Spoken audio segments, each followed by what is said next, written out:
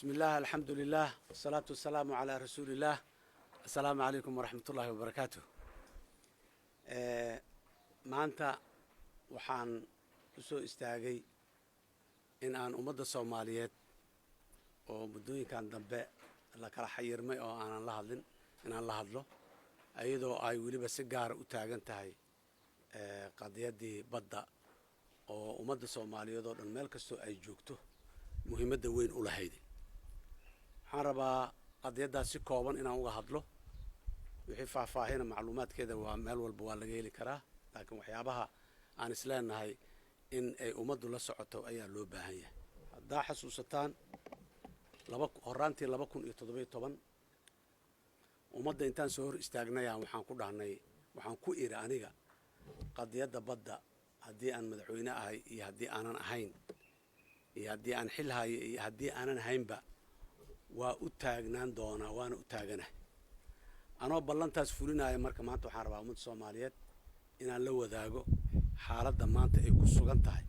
qadiyadaas muxuu ahay weyn oo muhiimka noo wada ahayd. taariikh yaroo kooban haddaan ku bilaabo waad ogtihiin bishii Agosto 2014 ayaa dacwadda badda dowladda Soomaaliya ay geysay maxkamadda cadaaladda adduunka ee magaalada Hague. sababtaan u geynana waxay ahayday 2 jeer dowladda Soomaaliya waxaan isku daynay annaga iyo dowladda Kenya berigaas inaan ka wada hadalno arrinta dacwad intaanay gaarin. 2 jeer ayaa wafdi ballaaran oo wasiirkeennii arrimaha dibadda ee berigaa joogay oo ah wasiirka maaliyadda ee hadda dowladda federaalka ah iyo wafdi uu hogaaminayo ay ka qayb galeen shirkaas iyo sidoo kale wasiirka arrimaha dibadda ee Kenya iyo wafdi uu hogaaminayay. waa laga wada hadlay 2 jeerba waa la isku noqday mar labaad la isku noqday waa la isla keeni waayay. haddii marka la isla keeni waayay dowladda Soomaaliya door kale option kale u furan ma ahayn oo aan ahayn sida caalamka iyo qawaaniinta caalamka iyo xeerarka caalamka ay qabaan in maxaan ku iraahday dacwad la geeyo maxkamadda caalamiga. dowladda Soomaaliya go'aankaas ay qaadatay berigaas sidaas la yeelay dacwadan ka geeyay dowladda Kenya. taasaan rabaa marka macnaheeda inaan mar horena waa ka hadla haddana ku celiyo dacwad inaan ka geeyno macnaheeda annagay Kenya inaan isdagaalsannahay ma ahayn. dacwaddaba waxaan u geynay inaanan isdagaalin oo colaadba aanayna dhex marin. annaga Kenya 2 daloo deris aan nahay rabitaankayna deris kuma ahin. marka optionka kaliya aan leenahay waxa waaye in aan maxaan ku iraahday aan cilaaqaad fiican iyo deris wanaag fiican inaan lahaano si marka deris wanaaggaas iyo cilaaqaadkaas fiican u jiraan aan u aadnay maxkamadda caalamiga. waa ogtihiin ummadda Soomaaliyeed dhanna way ogtahay maxkamadda keyskeeda intuu taagnaa annaga iyo Kenya wax cilaaqaad xumo ah iyo wax war xumo ah dhex maray ma jirin. madaxweynaha Kenya dalkeena soo booqday anigoo markaas berigaas madaxweynuhu jooga dalkaas dhowr mar booqday. shirki igadoo markii ugu horeysay maxaa halkan lagu qabtay qadiyado badan oo ama heer gobol leh ama heer caalami ah dowladda Kenya ay nagu garab istaagtay berigaas oo ay dowladda Soomaaliya ugu hiilisay oo ay ku garab istaagtay. marka wax cilaaqaad xumaa ma jirin dacwaduna waa taagneed waa socotay. marka horta keyska gaar ahaan guud ahaan taariikhdiisa hore sidaasay ahayd. maxaa jira marka maanta waxaan rabaa ummadda Soomaaliyeed inaan u sheego la wadaago 4 sano ka hor meeshii aan uga tagnay ayay qadiyadda badda weli taagan tahay. 4 sano ku dhowaad meeshii aan uga tagnay taagan tahay. 3 jeer ayaa qadiyadda badda dib loo dhigay. dowladdeenu mar walba waxay noo sheegtaa in ay diidanayd in dib loo dhigo laakiin wax caddaynayo dowladdeenu in ay diidanayd marna dowladdu muxuu ahay shacabkana lama wadaagin golayaasha muxuu ahay inay la wadaagtay ee sida golaha wasiirada iyo golaha maxaan ku iraahday baarlamaankana lama wadaagin laakiin afkana looga sheegaa la yidhi annagu waa diidanayd. maxkamadduna xukun qaanuunka dugsan markii la qaadayna qodobbuu leeyahay qodob hebel loo cuskadaa. markii sidaan oo kale dacwadda dib loo dhigay xeerjajab ay tahayna labada dhinaca inta la isugu yeero laga tixgeliyo ogolaanshahooda maxkamaddu markaas ay tixgelisahay dhinac ay u gaartaa. in markii koowaadna codsigii Kenya la aqbalay maxkamaddu aqbasho markii labaadna codsigii Kenya aqbasho markii saddexaadna codsigii Kenya aqbasho. waxaan islahay meeshaas warkaasi sax ma ahan qabaanay haddii uu sax yahayna dawladdu waxay ku dhiira lahayd dadaalka ay ka gashay inay shacabka la wadaagto u sheegto oo aan ahayn annaga saaraan niri annaga saanaan niri annaga saanaan niri aan ahayn marka taas waa midaas meesha kale ayadana ay muxuu ahay dhibaatada ka jirto dacwadda waxaa mas-uul ka ahay dad Soomaaliyeed ah hogaaminayay dacwadda lawyer caalami ah oo Soomaaliyeed oo gabar Soomaaliyeed oo qiimo badan ah ayaa hogaaminaysay dacwadeena waa la wada yaqaanaa dadku way yaqaanaan wajigeedii muuqaalkeedii aad keentay Muna Sharma xeer ilaaliyaheennii guud ee berigaa joogay oo aan hadda joogin Muna Sharmaan hadda ma joogto ka mid ma ah kooxdii dacwada waday xeer ilaaliyaheennii guud ayaa asna ka mid ahay dadkii dawladda ay sida saddex qofood dawladdu saartay laba qofood oo dhinaca sharciga awgiis loogu saaray iyo qof dhinaca diblomaasiyadda iyo siyaasadda awgeed loogu saaray xeer ilaaliyaha guudaa ka mid ahay oo ka mid ahaa tiimka oo dadka Soomaaliyeedna u hadli jiray waad ogtihiin maxkamadda muga laga soo bax banaankeedu ka hadli jiray dalka mugu ku soo noqdo seminar iyo workshop iyo qaban jiray xeer ilaaliyu ka hadli jiray baarlamaanka hortagi jiray ka hadli jiray dadka Soomaaliyeed si macluumaad farsamo oo sharci oo rasmi u helaan safiirkeeni noo joogay midowga Yurub ayaa ka mid ahaa saddexda qofood oo dhinaca diblomaasiyadda iyo wakiilna ka isagoo qofka maxaan ku yiraahdaa contactiga safaaradda ila soo xiriiraysa labada qofood ila soo xiriiraysa qof ka mid ah saddexdii qofoodba maanta midna kama joogo dacwadii keeskii faraha ay ku hayeen kuma hayaan saddexdoodiiba intaas waxaa ka sii daran dawladdu nooma sheegin ciddii lagu bedelay saddex qofood waa la bedeli karaa waa dhiman karaan ayagaa muxuu ahay shaqada ka tegi karo khaladaada inta garaanaaba muxuu ahay shaqada laga eriyo wax kasta iman karo laakiin meeshii mas'uuliyaddii yaa loo dhiibay ilaa maanta ma ogin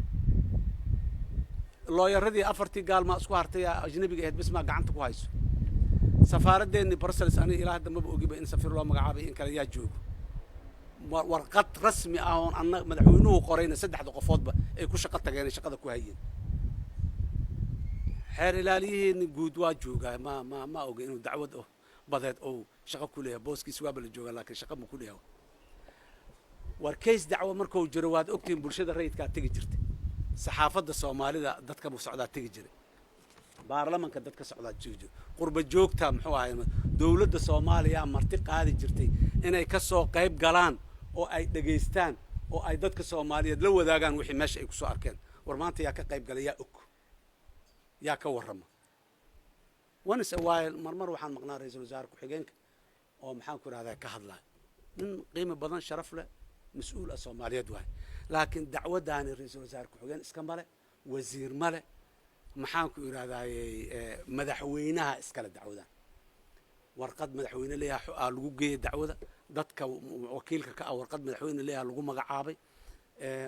waxaan rajaynaynaa oo niyad samida ay ku jirto waxay ahayd madaxweynuhu dadku inuu hor yimaado oo dadka u sheego waxa jira ma xasuusto aniga maalin madaxweynuhu dadka hor yimid aan ka ahayn waraysigii dagaalkii Kenya oo Kenya oo dawladda Kenya iyo dalka Kenya dagaal lagu jiray aan u arkayna qadiyad dadka looga hadlay aanan ahayn bad ku saabsan badeennii marka xaaladeeda muxuu ahay meeshaasay maraysaa marka waxaan rabnaa in maxaan ku iraahdaa baddi ay saas noqoto oo dadka Soomaaliyeed aanay garanayn waxa maanta ay ku sugan tahay annaga iyo dalka Kenya cilaaqaadkeenu isku xun yahay sababta kaliya annaga Kenya cilaaqaadkeenu loo xumeeyo waxay tahay dadka Soomaaliyeed in laga leexiyo mashaakilaadka faraha badan ee dawladda haysto hoggaanka dalka iyo madaxda iyo xukuumadda kulli ay ku dhiiralaayeen dadku inay hor yimaadaan wax u sheegaan dalkan waa dal dhibaato duruufo gaar ah ku jiro dhibaatooyinku way dhacayaan way jiraan laakiin dadka in la hor yimaado loo sheego dhibkaana jira waxaana maanta na haysto sidaana dadaalkaana ka sameynay waxaana ka dhacay saanaan rabnaa inaan u wajahno ama maxay idin la tahay la yiraahdo dadka la soo hor istaago loo sheego lagu xeego ma aragteen wali dawladdeena waxa ka hadlayso marka mashaakilaadka yaryarka ee gudaha ka jira iyo kuwa waaweyn intaba si looga leexiyo dadku aanay su'aal uga keenin cadow in loo abuuro xuduudan soo xirayna xuduudda Kenya maxaa laga soo xirayaa kumanaan ciidankeedii ah dalka gudihiisa joogay maxay tahay macnaha oo xigmadda ku jirta xuduudda in la soo xiro marka arrintaasi ayadana marin habaabinay ahayd annaga iyo Kenya darisaanahay ma kala tegayno ma kala guurayno nagama guuri karaan kama guuri karno inaan dhaqanno waa ku qasbannahay laakiin si diblomaasiyad ku jirtaan u dhaqmaynaa diblomaasiyadeena haddii wada hadal iyo muxuu ahaa walaalo ay ku xalismi waydo meelihii loogu talago caalamka u tagayaan tegaynaa isnici mayno isdagaali mayno mana isku muxaynayno laakiin in la waxeeyo oo maalina la yiraahdo muxuu ahaay jubbaland ay nagu haysataa jubbaland dal Soomaaliyeed waaye mushkiladda jubbaland ka jirta mushkilad Soomaaliyeed waaye dawladda Soomaaliyeed laga rabaa inay xaliso Kenya waxba ka gelin igadan waxba ka gelin meel kale waxba ka gelin haddaan kaalmo loo baadona kaalmeeya waa la dhihi karaa oo inaga gasho laakiin ma arko aan una gasho waxaan kaloo rabaa dadka inaan u cadeeyo u sheego muddadii oo dhowrka sano ahayd oo dacwada annaga aan gacanta ku hayno wadnay maalin ka mid ah ninka hadda jubbaland madaxweynaha ka ahaa jooga Axmed Madoobe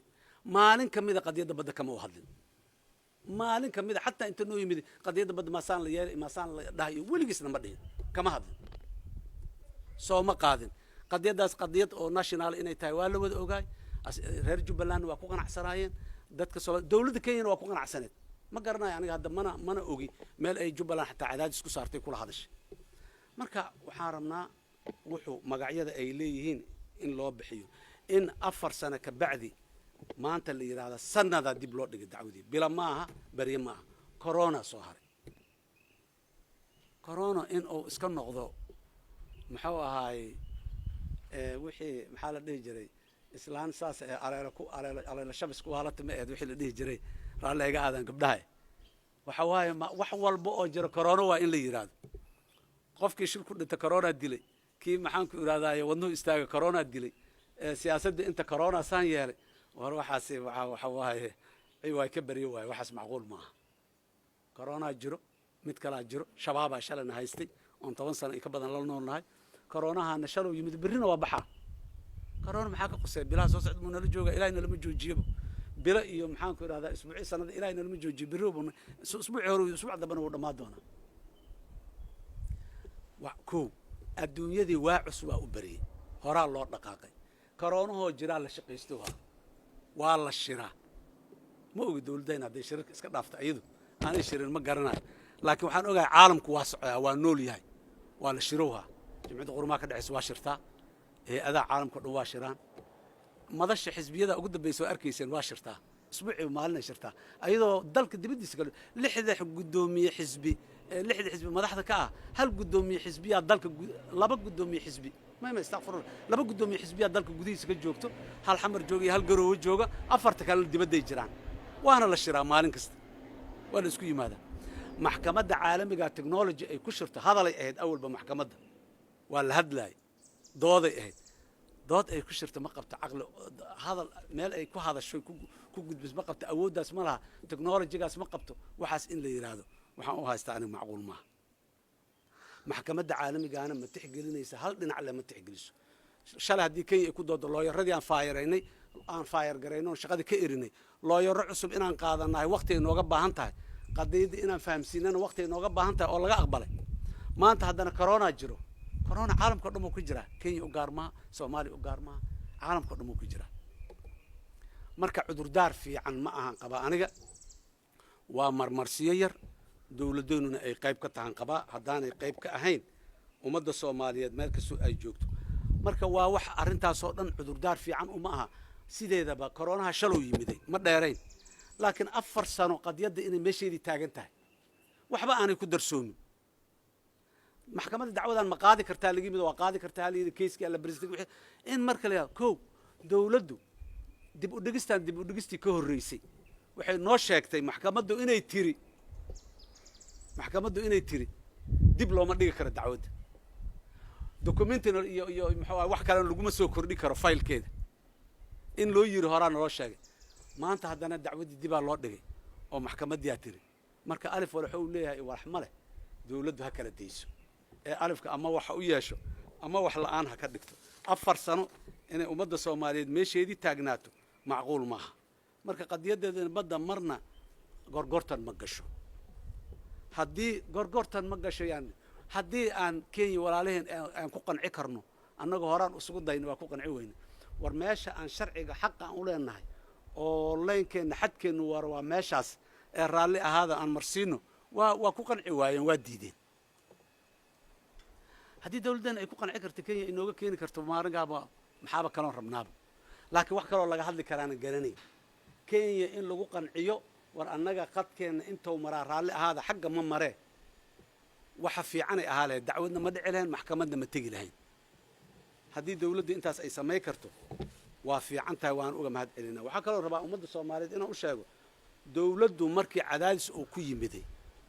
markii xoogaa ay sheegatay iyadu in cadaadis u hayo annaga waa garab istaagnay babligaan noqonnay waddadaan istaagnay idaacadahan istaagnay waa sheegnay in qadiyadeenna ay sidaa tahay cid cadaadis saari kartay cid ka hadliga cadaadis waa jiraa waa lagu imaanaa dawladda waaweynaa ku imaanaa dalaal iyo malaal oo dhan baa ku imaanaa muxuu ahaayey waxaa ku imaanayo wixii maxaan ku iraadaaye lahaayoo dhan baa ku imaanayo waa lagu wada imaanaa laakiin adaa lagaa rabaa waxaaga inaad si oo nidaam ahoo difaacan oo qaanuunta iyo dhaqanka caalamiga iyo dhaqanka suuban oo qabo inaad waxaaga aad ku ilaashatid oo aad muxuu ahay ku habaysatidaa lagaa rabaa marka waxaan rabaa ugu dambayntii waa ka xumahay inaan haddana mar kale in wixii aan sanadkii 2017 bilowgiisa aan ka hadalno maanta haddana meeshooda ayagoo jooga inaan ka hadlo maanta inaan farxadno naaloonno dabaal degno dhulkeenna waa helnay aan dhahno maxaan ku idhahay saasay xukunkii saasoo u dhacay aan dhahnay ahayd laakiin maanta inaan dhahno dibaa loo dhigay sanad maxaa soo kordhayo 10 bilood hadda ka bacdi ah oo imaanaya waa maxay yah dawladda oo xilligeedii hadda sii dhacaayo ma baqdin iyo ka cararid oo runta ka cararid miya dib iiga dhig miya dib iiga dhig hadhow ciddii kale hadda ka horena waa ka hadlay dawladuhu mas-uuliyadda qarannimo oo saaran iyo qofka madaxda ah iyo dawladduba waxay tahay dadka ka dambeeya in aanay dhibaato u abuurin xukunka qofka uga dambaynayso iyo dawladda ka dambaynayso inaanan qodxa jidka loo sii dhigdhigin oon balaayo laga shaqayn qodxa dhigdhigid miyaa tan marka maarso 2021 dawlad kale lacalla hadday timaado ha ku dhibtoota miya yah dhiiranaan la'aan miya oo lacalla haddii oo xukunka sidii aan rabno uu noqon waayo shacabkaa ku qabsanaa miya nin maxkamad tegay ama xukunka waa hela ama waa weynaa ama waa loo xukumaa ama waa laga xukumaa haddaa maxkamad tagtay labadaasaad mid sugay laakiin adaa lagaa rabaa gartaada sidaa u naqsanaad u caddaysan lahayd in laga baqa marka oo la yidhaahdo war lacalla waa intaasoo geedana lagu rogaaye bal dib hana looga dhigo kuwa damboo imaan doona haddii kuwo kale yimaadaan kuwaas le hala tacaalaana marka cudurdaar fiican ma ahan qabaa aniga waa marmarsiyo yar dawladoonuna ay qayb ka tahan qabaa haddaanay qayb ka ahayn ummadda soomaaliyeed meel kastoo ay joogto marka waa wax arrintaasoo dhan cudurdaar fiican uma aha sideedaba koronaha shalow yimiday ma dheerayn laakiin 4 sano qadiyadda inay meesheedii taagan tahay waxba aanay ku darsoomin maxkamadda dacwadan ma qaadi kartaa laga yimid waa qaadi kartaa hal yidhi keiskii alla president in marka la kow dawladdu dib u dhigistii ka horreysay waxay noo sheegtay maxkamaddu inay tiri dib looma dhigi karo dacwadda documentina iyo muxuu wax kale laguma soo kordhi karo faylkeeda in loo yiri horaa naloo sheegay maanta haddana dacwaddii dibaa loo dhigay oo maxkamaddiyaa tiri marka alif wala wuxuu leeyahay wax ma leh dawladdu ha kala dayso ee alifka ama waxa u yeesho ama wax la'aan ha ka dhigto 4 sano inay ummadda Soomaaliyeed meesheedii taagnaato macquul maaha marka qadiyadeeda badda marna gorgortan ma gasho haddii gorgortan ma gasho yani haddii aan Kenya walaalaheen aan ku qanci karno annaga horaan isugu dayno waa ku qanci weyna war meesha aan sharciga xaq aan u leenahay oo leenkeena xadkeenu waa meeshaas ee raalli ahaada aan marsiino waa ku qanci waayeen waa diideen haddii dawladdan ay ku qanci karto kenya inooga keeni karto maaringaaba maxaaba kaloon rabnaaba laakiin wax kaloo laga hadli karaana garanay kenya in lagu qanciyo war annaga qadkeenna intuu maraa raalli ahaada xagga ma maree waxa fiicanay ahaa lahayd dacwadna ma dhici lahayn maxkamadna ma tegi lahayn haddii dawladdu intaas ay samayn karto waa fiican tahay waan uga mahad celinaa waxaa kaloo rabaa ummadda Soomaaliyeed inaan u sheego dawladdu markii cadaadis uu ku yimiday markii xoogaa ay sheegatay iyadu in cadaadis u hayo annaga waa garab istaagnay babligaan noqonnay waddadaan istaagnay idaacadahan istaagnay waa sheegnay in qadiyadeenna ay sidaa tahay cid cadaadis saari kartay cid ka hadliga cadaadis waa jiraa waa lagu imaanaa dawladda waaweynaa ku imaanaa dalaal iyo malaal oo dhan baa ku imaanaa muxuu ahaay waxaa ku imaanayo wixii maxaan ku iraadaye lahaayo dhammaa ku imaanayo waa lagu wada imaanaa laakiin adaa lagaa rabaa waxaaga inaad si oo nidaam ahoo difaacan oo qaanuunta iyo dhaqanka caalamiga iyo dhaqanka suuban oo qabo inaa waxaaga aad ku ilaashatid oo aad muxuu ahaay ku habaysatidaa lagaa rabaa